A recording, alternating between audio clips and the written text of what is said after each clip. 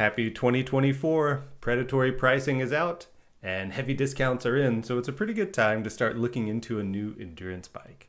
Now, endurance bikes are characterized by their shorter reach and their taller stack, perfect for the office worker or the retiree who can't handle the position or doesn't have the core strength for a real race position. Here at Overbiked Rendering, we do not care about road bikes for office workers.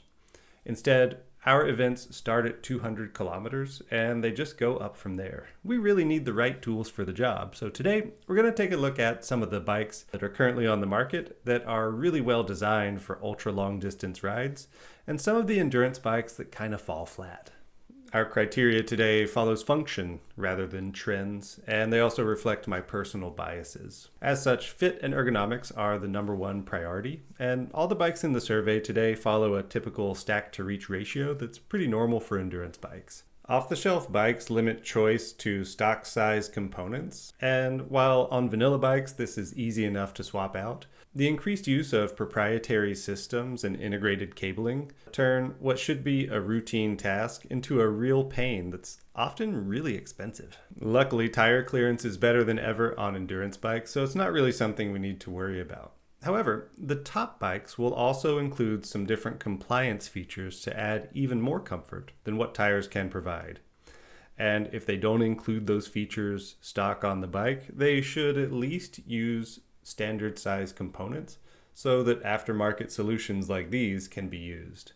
Also, ideally a bike will allow aero bars to be equipped, as those are another valuable tool for the ultra-distance cyclist. Likewise, suitable gearing for ultra-distance cycling is a bit lower than for any other road discipline aside from maybe hill climb.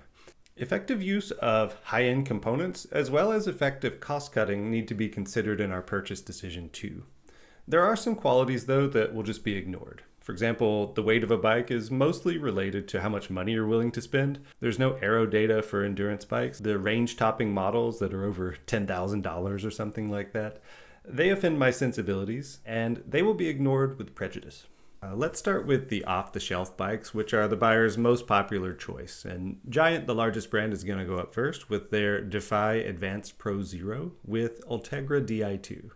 It looks great on the surface, but is actually the lowest scoring model in my whole survey. And that's because, like many high-spec bikes, it makes you jump through hoops to do routine fit changes. It's got a proprietary steerer, a proprietary stem, and the brake cables are routed through the handlebar, which means if you want to change the width of the handlebar, it requires a full brake bleed and rerouting of the hoses. As of writing, there are only a few Aerolite stems that are available online, and it recommends to check in-store availability.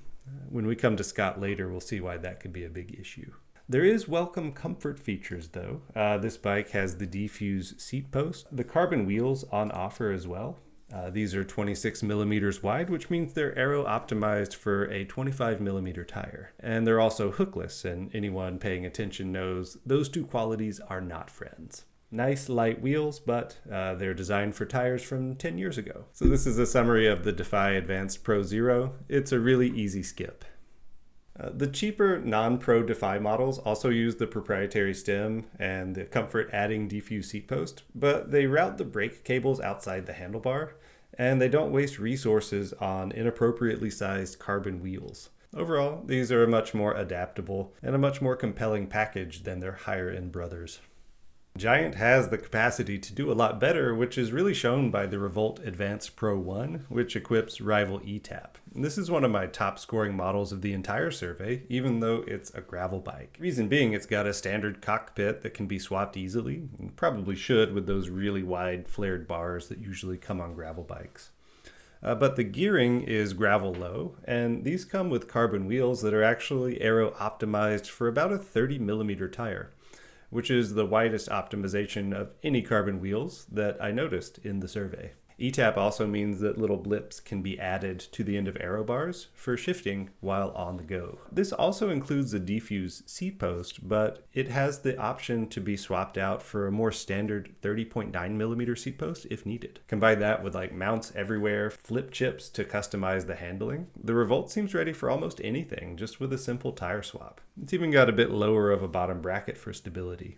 Obviously, I really like the bike and think anybody would be quite happy with it for ultra distance events, but also if they wanted to dabble in gravel a little bit. Next up is Trek, who offers the Domane in their new Series 4, which is the most upright in the entire survey. The AL5 is the aluminum model to go for sure. It checks all the boxes for a bike just to blindly recommend to a stranger. I'd say it's vanilla, but in all the right ways. It's got loads of mounts, standard parts, and the gearing is lower than 1:1, even using 105. It does scream to be upgraded though, as the wheels, they're kind of tanks, and so are the tires. The seat post and stem also have no added comfort, so those might need to be upgraded in the future too, perhaps with some of these aftermarket options. The Checkpoint ALR5 is similar, but with gravel gearing, slower handling, and instead of these headset-rooted cables here, they use frame-rooted cables. It also has more interesting paint. Both of these models appear to be really good vanilla options that can double duty as a commuter or for light touring. Overall, I think it's a great option, especially if you're looking to have strong shop support, because as we know, Trek's been buying up all the local bike shops lately. The Carbon Domane flexes on the premium pricing Trek is pushing. There are the welcome benefits of an ISO speed seat post that adds some flex, and there's also a nice nifty down tube storage solution that they have. But these are kind of offset by the proprietary stem and spacer package that they use, as well as that their proprietary seat post has one of those circular single bolt clamps that are kind of frustrating to use. Because you don't need to bleed the brakes to change the handlebar width, I still think this is a fine choice, but there's just more competitive choices out there for the use case of ultra distance cycling. The Specialized Roubaix SL8 locks you into those similar proprietary ecosystems as some of its competitors, but it does offer some pretty good benefits for the trouble, with avoiding most of the pitfalls too. FutureShock 3 gives 20 millimeters of suspension travel in the headset, and it seems to have improved service life over the version 2 variant, which I'd criticized in a previous video. A proprietary stem holds standard handlebars, and those use external routing for the brake hoses. A deep seat post clamp lower down in the frame allows the arrow-shaped seat post to flex significantly, but unlike the Canyon Airroad that has a similar design, there's been no widespread reports of damage to the seat post just from normal use. The seat post does have that weird round seat post clamp though, which may not be to some people's liking. If there was one off-the-shelf bike I would want to ride off the shop floor and to the start line of a brevet, it would be the Specialized Roubaix SL8. All right, let's move on to a quick fire round with smaller global brands that offer sort of vanilla endurance bikes with mostly standard parts. These would be the best choice for someone looking to upgrade down the line and not be stuck in any kind of proprietary ecosystem. Up first, we have the Cervelo Caledonia, which is really the looker of all of the vanilla bikes. It has a lower, kind of more racy front end. Across the entire range, they do cut costs on things like wheels, tires, seat posts, and their cockpit. That's despite premium pricing. Their Aspero models are actually very similar, even though they're gravel bikes, and they come with lower gearing because they're equipped with GRX. Scott offers the carbon Addict and the aluminum Speedster as their endurance bike, which sadly don't match the interesting design aesthetics and design language of their race bikes. Even the cheapest models use kind of proprietary stem systems for internal cable routing, but the users have reported waiting up to a year for stem availability. They've organized like around the world stem swaps just to try to get the correct size stem to match their fit. In addition to those problems, Scott really cuts costs heavily on their lower end models with things like non-series cranksets, even using cable disc brakes on a lot of the aluminum models. So I would say that any of the Scotts need to be priced really aggressively to even consider, but for the most part, they're just worth skipping. For those not living in the United States or Canada, you may opt for the Merida Scultura Endurance. Think Specialized. Whether carbon or aluminum versions, they use fully standard parts, they use headset cable routing, and a unique feature is the Scultura Endurance is offered in road gearing as well as gravel gearing setups. So depending on your terrain around you, you can have the correct gearing for your needs from the shop. The low prices that Merida is famous for might be explained by the wheels, tires, saddle, and seat post selection that they use. Although that said, the Scultura Endurance are mostly excellent buys across the entire range, with a few exceptions. The Tiagra version has pretty trash ultra high gearing for some reason. The electronic versions also use the little bit less flexible FSA ACR system for internal routing. The Canyon Endurace AL is a top tier vanilla endurance bike as long as the shipping costs and import duties are kept in check. Standard parts, carbon seat post, surprisingly nice wheel and tire setup. They overall build a really compelling package for a vanilla bike. The carbon version though, not so much. It's got a one-piece carbon handlebar and stem that's not selectable at checkout even though it's a mail order bike. It also includes an oversized steerer, so even the stem choices that are available are low, and they might get lower in the future as Giant seems to be abandoning that standard too. It's a shame because this is a bike that stocks the VCLS Flex seat post, which is a really good comfort option for long distance rides. But luckily you can just buy that seat post and put it in any other bike. The Lauf Uthald, however you say that, it finishes off our selection of vanilla bikes, and it offers some pretty interesting design features, especially with more slack geometry. Lauf provides one of the better values, especially in this price category with wireless shifting, and they include a power meter, which is a very nice feature at the price point. Their component spec is also respectable with carbon seat post, respectable saddle, decent wheels and tires, and even a possible choice in paint. Their shipping costs seem to be a bit lower than other mail order brands too. Any mail order bike has some risks with poor after sale service, but the Lauf Uthald is a compelling option in that category.